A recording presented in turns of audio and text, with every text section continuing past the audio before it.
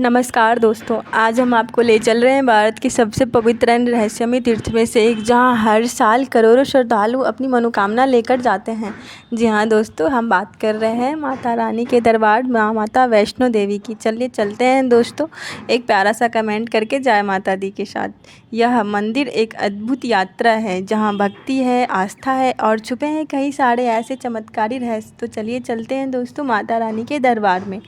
जम्मू कश्मीर शहर के कटरा शहर से लगभग 13 किलोमीटर दूर त्रिकुटा पर्वत पर स्थित है। जी हाँ दोस्तों, माता रानी का जो दरबार है वो 13 किलोमीटर दूर त्रिकुटा पर्वत पर स्थित है। माता वैष्णो देवी का पवित्र धाम। यह मंदिर समुद्र तल से लगभग 5200 फीट ऊंचाई पर स्थित है दोस्तों। यह माता रानी के 3 रूप विराजमान है। जी हाँ दोस्तों, यहाँ माता रानी के 3 रूप विराजमान है। पहला महाकाली, दूसरा महालक्ष्मी, तीसरा महासरस्वती। इन तीनों रूपों को पिंडी रूप में पूजी जाती हैं। जी हाँ दोस्तों, ये तीनों पिंडी रूप में ही पूजी जाती है। मान्यता है कि माता वैष्णो देवी भगवान विष्णु के अवतार हैं। जी हाँ दोस्तों, मान्यता है कि माता वैष्णो देवी भगवान विष्णु के अवतार हैं। उन्होंने धरती पर धर्म की रक्षा के लिए जन्म लिया था। एक बार तांत्रिक भैरवनाथ ने माता वैष्णो देवी का पीछा किया, तब माता रानी इस गुफा में आकर तपस्या करने लगी। जी हाँ दोस्तों, तांत्रिक भैरवनाथ ने माता वैष्णो देवी का पीछा किया, तब माता रानी ने इस गुफा में आकर तपस्या करने लगी। बाद में उन्होंने भैरवनाथ का वध भी कर दिया था, लेकिन उनकी भक्ति को देखकर उन्होंने भैरवनाथ को मोक्ष भी दिया है। जी हाँ दोस्तों, उन्होंने उनकी वध भी किया और उनकी भक्ति को देखकर उनका मोक्ष भी दिया है।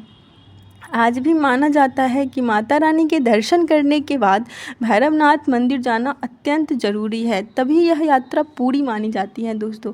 अगर आप माता रानी के दरबार में जाते हैं माता वैष्णो देवी के दर्शन करने और आप भैरवनाथ मंदिर नहीं जाते हैं और उनके दर्शन नहीं करते हैं तो आपकी यात्रा सफल नहीं रहती, आपकी यात्रा पूरी ही नहीं होती है दोस्तों। कटरा से शुरू होती है 13 किलोमीटर की यह कठिन यात्रा, जहाँ रास्ते में जय माता दी के जयकारे गूंजते रहते हैं। यात्री पैदल, घोड़े, पालकी या हेलीकॉप्टर से भी यात्रा करते हैं। रास्ते में प्रमुख प्रभाव बाणगंगा, अर्धकुमारी, गर्भजून गुफा, संजी छती। यह यात्रा सिर्फ शारीरिक नहीं बल्कि दोस्तों आध्यात्मिक भी है। यह शारीरिक नहीं बल्कि आध्यात्मिक अनुभव भी है दोस्तों। इस गुफा में प्राकृतिक रूप से बनी पिंडियाँ है जिन्हें किसी इंसान ने नहीं बनाया है। जी हाँ दोस्तों, आपने ठीक सुना, यहाँ जो पिंडियाँ स्थित हैं वह किसी इंसान ने नहीं बनाया है। कहा जाता है कि माता खुद अपने भक्तों को बुलाती हैं। उनके बुलावे के बिना किसी का वहाँ पहुँच पाना अत्यंत आवश्यक है। संभव ही नहीं है कि आप वहाँ पहुँच सकते हैं। जी हाँ, अगर आपके पास कितने भी पैसे हैं, आपने पूरी तैयारी कर चुके हैं, फिर भी आपको कुछ ऐसा आएगा कि आप वहाँ नहीं पहुँच सकते हैं। अगर आप भगवान का बुलावा आता है, माता का बुलावा आता है, तो आप बिल्कुल भी तैयारी नहीं किए हुए हैं, फिर भी आप वहाँ पहुँच जाएंगे और आपको पता भी नहीं चलेगा कि आपने कैसे पहुँचे यहाँ। आपको कुछ खबर नहीं रहेगी। बट अगर भगवान का बुलावा है, मैया ने आपको बुलाया है, तो आप वहाँ बिल्कुल ही पहुँच जाते हैं। अर्धकुंवारी गुफा में 9 महीने तक माता ने तपस्या की थी। जी हाँ दोस्तों, अर्धकुंवारी गुफा में ही माँ 9 महीने तक तपस्या की थी। यह गर्भ जैसी संरचना है। लाखों श्रद्धालुओं के आने के बावजूद यहाँ की व्यवस्था बहुत सुचारू रहती है। जी हाँ दोस्तों, यहाँ मंदिर में हर दिन चढ़ावे के रूप में करोड़ों रुपये चढ़ते हैं। जी हाँ दोस्तों, करोड़ों रुपये चढ़ते हैं, सोना चांदी भी चढ़ते हैं। माता रानी के दर्शन के बाद भैरव बाबा का जाना ज़रूरी रहता है। अगर आप नहीं जाते हैं तो ऐसा माना जाता है यह मंदिर और भी ऊंचाई पर स्थित है। कहा जाता है भैरव बाबा के दर्शन के बिना यात्रा अधूरी रहती है। यह माता वैष्णो देवी का जो मंदिर है उनसे भी अधिक ऊंचाई पर भैरवनाथ बाबा का मंदिर है। जी हाँ दोस्तों, लेकिन उनके दर्शन करना भी उतना ही अत्यंत आवश्यक है।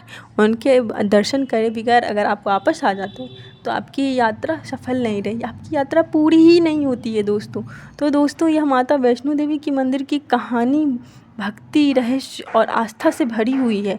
अगर आपका भी माता रानी का बुलावा आए तो एक बार ज़रूर इस यात्रा का अनुभव कीजिएगा और आपका बुलावा जल्द ही आएगा दोस्तों। तो आप लोग ज़रूर वहाँ जाकर एक बार अनुभव कीजिएगा। अगर वीडियो पसंद आई हो दोस्तों तो चैनल को लाइक, शेयर, सब्सक्राइब ज़रूर करें और एक छोटा सा कमेंट ज़रूर करें जय माता दी का। तो मिलते हैं हम एक नए वीडियो के साथ, तब तक के लिए जय माता दी।